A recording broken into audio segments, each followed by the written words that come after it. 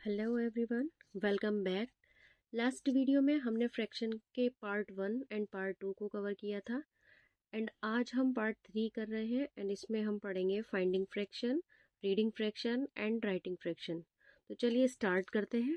Finding fraction में क्या क्या होता है, देखिए फाइंडिंग फ्रैक्शन में हमें देखने को मिलेगा 1/2, 1/3 एंड 1/4। तो 1/2 क्या होता है, इसकी डेफिनेशन देख लेते हैं। 1/2 refers to one part out of two equal parts, it is represented as 1/2। किसी भी पार्ट्स को अगर टू इक्वल पार्ट्स में डिवाइड कर ले एंड उसके एक पार्ट को यूज़ कर लिया जाए तो उसे हम उसका जो फ्रैक्शन बनेगा वो बनेगा 1/2। तो इसे हम 1/2 भी बोल सकते हैं। जैसे एग्जाम्पल में चेक करें, मैंने यहाँ पर एक ट्राइंगल बनाया है, उसको टू इक्वल पार्ट्स में डिवाइड किया, एक पार्ट में मैंने कलर कर दिया। जो कलर पार्ट्स है उसको काउंट करके ऊपर लिखना है और जो टोटल पार्ट किए थे उसको काउंट करके नीचे लिखते हैं। तो यही हमारा बन जाता है फ्रैक्शन, यानी एक नंबर ऊपर और एक नंबर नीचे। जो कलर पार्ट होते हैं वो ऊपर लिखते हैं काउंट करके और जो टोटल पार्ट्स हमने किए हैं उसे लिखते हैं हम नीचे। नेक्स्ट है 1/3। 1/3 की डेफिनेशन क्या है? 1/3 refers to one part out of three equal parts, it is represented as 1/3।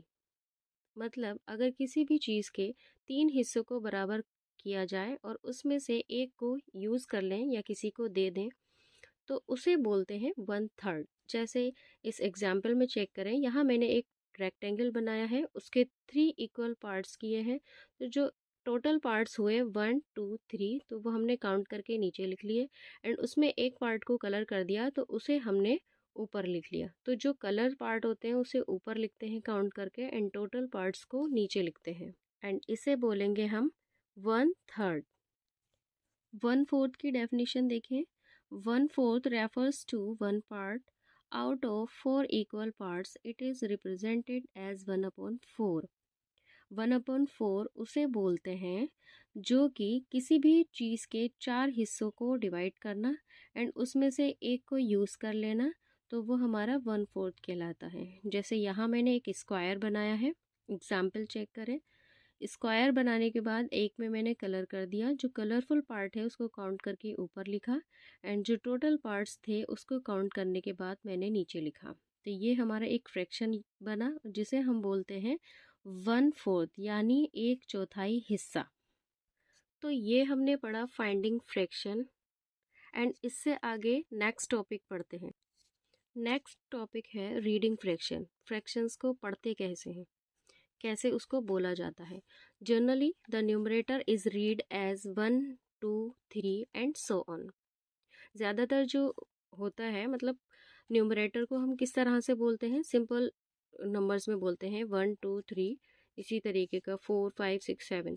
And denominator is read as an ordinal number that is third fourth fifth and so on.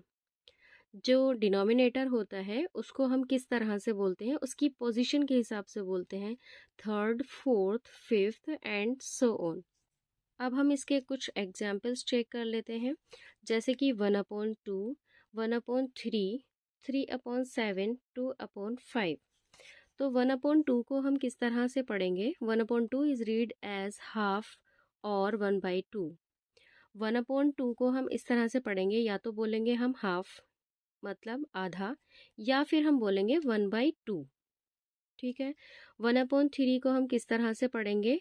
1/3 मतलब 1/3 हिस्सा। 3/7 को हम किस तरह से पढ़ेंगे? 3/7 मतलब किसी भी चीज़ के 7 हिस्से किए गए थे उसमें से 3 हिस्सों को लिया गया है, तो वो हमने ऊपर है देखा है, ऊपर लिखा है, तो उसे पढ़ेंगे हम 3/7। एंड 2/5 को हम पढ़ेंगे 2/5। And the next topic is writing a fraction. Fractions को लिखते कैसे हैं?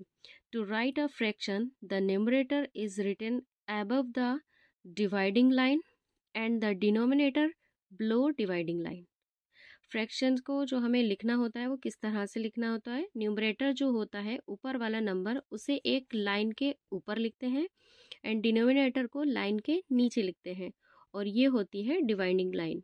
अब इसके एग्जाम्पल्स चेक कर लेते हैं। एग्जाम्पल्स हैं 3/7 इज़ रिटन एज, मतलब ये हमें वर्ड्स में दे रखा है, इसको हमें फ्रैक्शन में लिखना है, नंबर्स में लिखना है। तो हम 3/7 को किस तरह से लिखेंगे, 3 को हम लिखेंगे ऊपर और 7 को हम लिख देंगे नीचे, यानी जो डैश बीच में आया है ना, उसके बाद जो भी स्पेलिंग लिखी होगी उसे हमें नीचे लिखना है।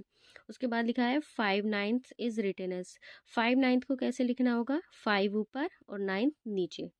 4/8 इज रिटन एज, 4/8 को कैसे लिखेंगे, 4 ऊपर और 8 नीचे।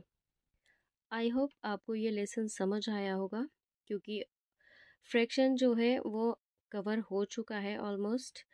अगर वीडियो पसंद आया हो तो आप उसे लाइक करिएगा, शेयर करना। एंड नेक्स्ट वीडियो में हम सीखेंगे एक्सरसाइज, हम इसकी सॉल्व करेंगे। ठीक है, तो चैनल को सब्सक्राइब ज़रूर कर लेना। मिलते हैं नेक्स्ट क्लास में, तब तक के लिए अल्लाह हाफिज़। एंड हाँ, अगर आप नोट्स बनाना चाहते हैं तो क्लियरली बना सकते हैं, क्योंकि इसमें हर एक चीज़ की डेफिनेशन लिखी हुई है, मैंने हर एक चीज़ को क्लियरली समझाया भी है। आगे जब जैसे जैसे एक्सरसाइज आएंगी तो हम उसको बुक के हिसाब से कवर करेंगे। ओके।